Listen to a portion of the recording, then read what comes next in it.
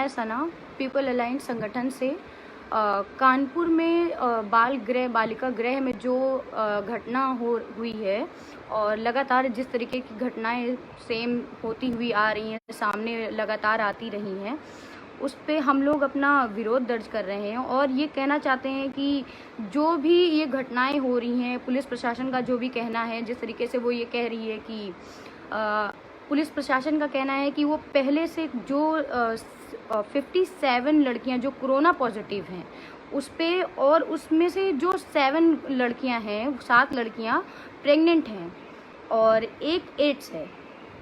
तो ये सब चीज़ें कहीं ना कहीं सवाल उठाती हैं। आप एक आंसर, एक जवाब देकर कि वो पहले से हैं, ये कह के बच नहीं सकते हैं, क्योंकि जब आप ये कहते हो कि वो पहले से हैं, अगर कोई भी रेप पीड़िता है और वो कोर्ट में केस चल रहा है या वो बालिका गृह जो है उसमें रखा गया है उसे, तो उसके ऊपर अगर वो प्रेग्नेंट है पहले से, तो उसके ऊपर कोर्ट में मांग की जाती है कि जो नाबालिग बच्ची है वो प्रेग्नेंट है, तो वो कोर्ट उसे हक देता है, अधिकार देता है कि इस तरीके के बच्चे को रखे या ना रखे। इस तरीके की चीज़ें उस पर चलती हैं। इस तरीके की चीज़ें कोई भी अभी तक सामने नहीं आई है, ना ही किसी ने जवाब दिया है। तो सोचना चाहिए लोगों को कि ये एक जवाब से हम संतुष्ट नहीं हैं, हमें और भी जवाब चाहिए। इसके ऊपर जांच होनी चाहिए प्रॉपर, और जिसमें कि कोई भी लापरवाही ना हो। अभी तक जो भी जांचें हुई हैं, जिस तरीके के लोगों ने बातें कही हैं, चाहे वो गवर्नमेंट हो, चाहे वो पुलिस प्रशासन हो, ऐसा लगता है कि वो अपने आप को बचा रहे हैं, लेम एक्सक्यूजेस जिसे कहते हैं वो दे रहे हैं। हमें संतुष्ट नहीं कर पा रहे हैं। जनता सवाल कर रही है कब तक आखिर, मतलब ये इस तरीके की बच्चियों पे मतलब एक जो कहते हैं संरक्षण, मतलब कि प्रोटेक्शन, संरक्षण गृह है, यानी कि जहाँ पे आपको प्रोटेक्शन मिल रहा है, लड़कियां जिनके आगे पीछे कोई नहीं है, उन्हें आप एक संरक्षण गृह में रखते हैं और उनके साथ इस तरीके की घटना आना सामने, तो मुझे कहीं ना कहीं लगता है कि ये सही नहीं है। ये आप प्रोटेक्शन नहीं दे रहे, उन्हें नहीं दे पाया प्रोटेक्शन। कोरोना, इतनी भारी मात्रा में कोरोना पॉजिटिव लड़कियां, इसका मतलब आप किसी भी तरह का प्रोटेक्शन उन्हें नहीं दे पाए हैं। जहां लड़कियों का मिसयूज इस तरीके से बाहर दुनिया में हो रहा है, गवर्नमेंट प्लेस यानी कि वो सरकारी है पहली चीज़ तो, और वहाँ पे इस तरीके की घटना होना बहुत ही मतलब निंदनीय है। बहुत ज़्यादा उसके ऊपर सोचना पड़ेगा कि इस तरीके की घटनाएं कैसे हो सकती हैं। हम बाहर बात करते हैं कि बाहर लड़कियां सुरक्षित नहीं हैं।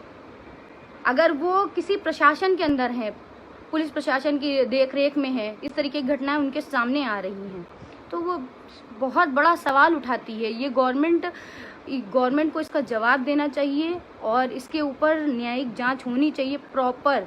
अगर वो ये कहते हैं कि वो पहले से प्रेग्नेंट है, तो उसकी भी प्रॉपर जांच हो और पब्लिक की जाए, पब्लिकली उसे सामने लाया जाए कि ऐसी चीज़ें पहले से थी। और यदि वो पहले से थी तो क्या कोई भी संगठन, कोई भी सामने नहीं आया कि उन लड़कियों, उन बच्चियों जो कि पीड़ित हैं, उनकी तरफ से कोर्ट से ये मांग करे कि जो बच्चियां प्रेग्नेंट हैं, नाबालिग हैं, वो शायद खुद बच्ची हैं, वो किसी बच्चे को कैसे जन्म दे सकती हैं? ये सवाल किसी ने नहीं किया अभी तक।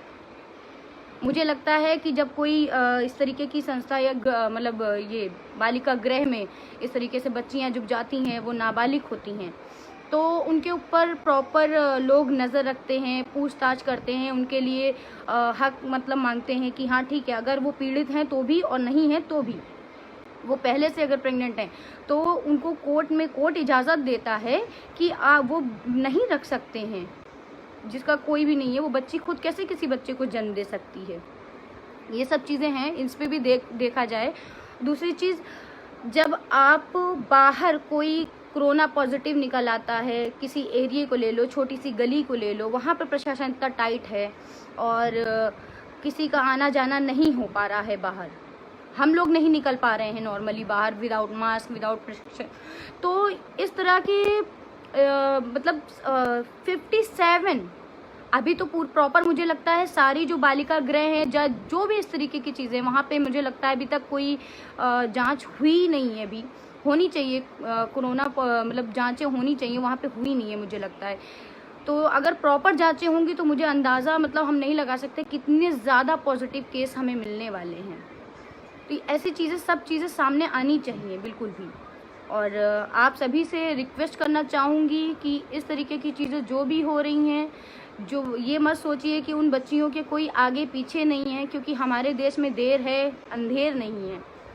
तो आप लोग सब लोग आगे आइए और इसका विरोध करिए, क्योंकि जब तक आप विरोध नहीं करेंगे, आप नहीं जागेंगे दूसरों के लिए, आपके लिए कोई नहीं जागेगा, आपके लिए कोई विरोध नहीं करेगा। आप सब आगे आइए, चाहे फेसबुक पे आइए, आप घर बैठ के भी विरोध कर सकते हैं, आप फेसबुक लाइव पे करिए। हम लोग 24 जून को 12 बजे से फेसबुक लाइव पे विरोध दर्ज कर रहे हैं। जो भी हो, जिस तरीके की घटनाएं लगातार सामने आती रही हैं उसके ऊपर हम लोग विरोध दर्ज कर रहे हैं। आप भी करिए, हो सकता हो कुछ अच्छा हो। 24 जून 12 बजे प्लीज़ मिलिए। Thank you. नेशनल दस्तक की आपसे गुजारिश है कि अगर इसको बचाना चाहते हैं तो नेशनल दस्तक को सब्सक्राइब करने के लिए रेड कलर के सब्सक्राइब बटन को दबाएं, फिर बेल आइकन की घंटी दबाएं। नेशनल दस्तक को बचाने के लिए बहुत जरूरी है कि हर खबर को शेयर करें, लाइक करें, कमेंट जरूर करें।